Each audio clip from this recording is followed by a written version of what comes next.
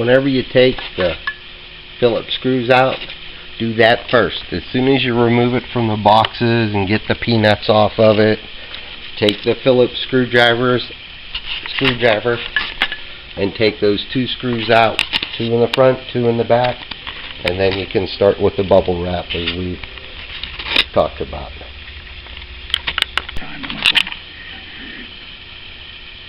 The cord will be taped into the back so it doesn't get loose. I don't like putting it underneath. It can bust that fuse I showed you. It could get up here and hit some of the handrails. So after you take them uprights off, remove the cord too. You'll see with the uprights, you can just pull it out of the box, or for me, I just set it in the box. Hopefully that's how you'll pull it out. And that way it's supported. I'll take this, then there'll be a 4-inch gap all the way around it, above it and below it, full of peanuts.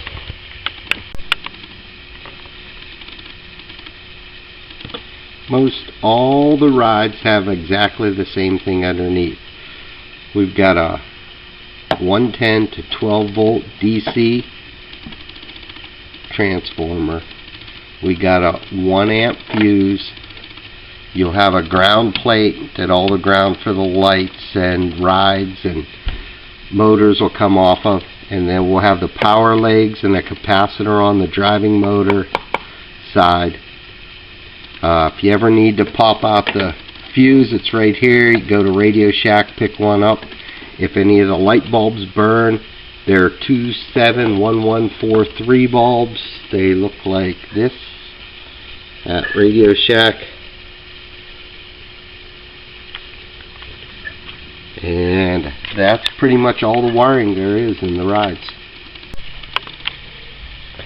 If anybody comes loose, like on the standing people or a sitting person, just take a drop of Elmer's glue, put it on the bottom, and then put them back in the exact spot. A lot of the standing people, me and my dad both, always used hot glue on them. On the sitting ones, we normally have Elmer's glue, but they both hold just as good. You can see the guy here, if you look close at the bottom, that's a hot glue.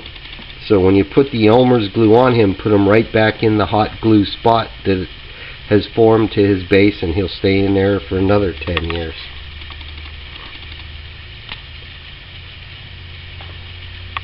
Same with all the sitting people on the swings or the tilt-a-whirl.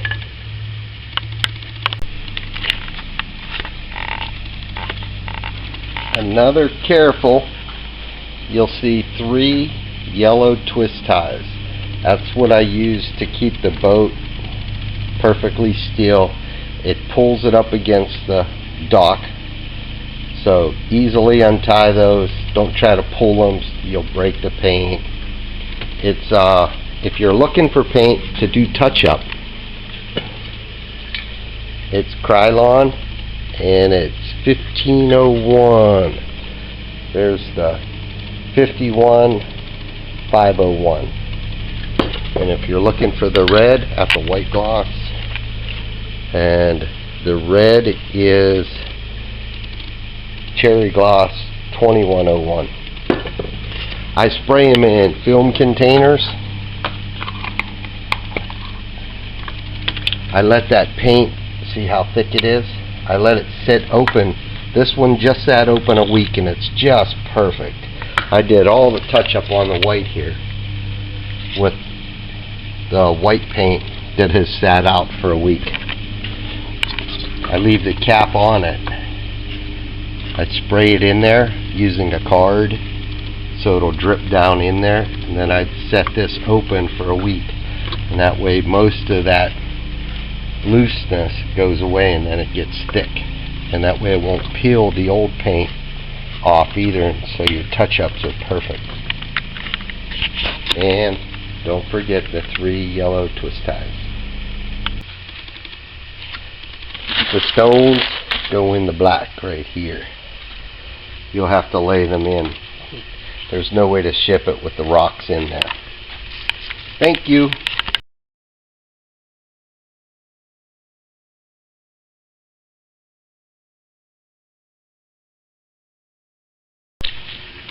See, this is how they're wrapped. Each one's individual. You gotta kind of be careful. Each little car is held on by a pin and has two wheels that rotate in the back. And that's how we wrapped each one. So you just delicately pull the bubble wrap up through the top. Thank you.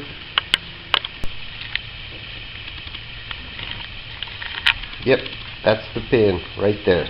That's the one you gotta be careful. Everything, each car rotates off, so when you lift it up, just watch out for the pin. Each one will have a little piece of masking tape on it, so use two hands and just peel it around and then lift the bubble wrap off, watching that pin. Well, that's where I put the rocks. They're really taped onto that cord good, so it could take you a little bit to get it off, as long as you don't rip the plastic bag.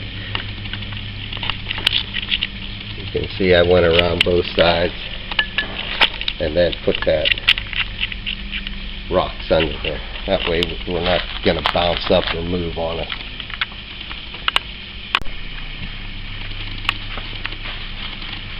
Once you get the outside cover, you're going to find these in there. They're going to be between each set of swinging chairs, and it's just one piece of bubble wrap in between each pair of chairs. That's just to stop them from beating together and chipping paint. So whenever you get it, you can just kind of take your time and pull it between them to take them out. Pretty basic. Same thing, like if the ball falls off, just glue it back on. This one has a post. If you find it you don't like the way it's on there, just put a piece of glue, and then as it dries, pick out how you want it.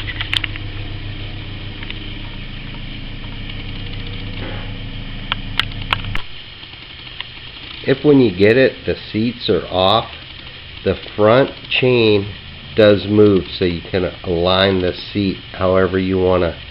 If you want them to lean forward a little more, see how the chain moves through.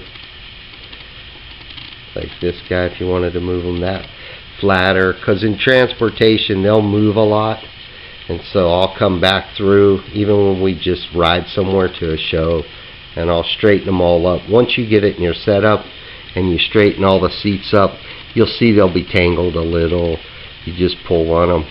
The chain's soldered in there on the inside. If you have a problem, one of them breaks or something, just slide the chain through the back, bring it out and put a drop of solder on it. They're already pre-soldered, so you shouldn't have a problem with getting another bigger drop on any of them. You see how they all lay in there, and then once you take the bubble wrap off, they all lay down. It should be pretty self-explanatory.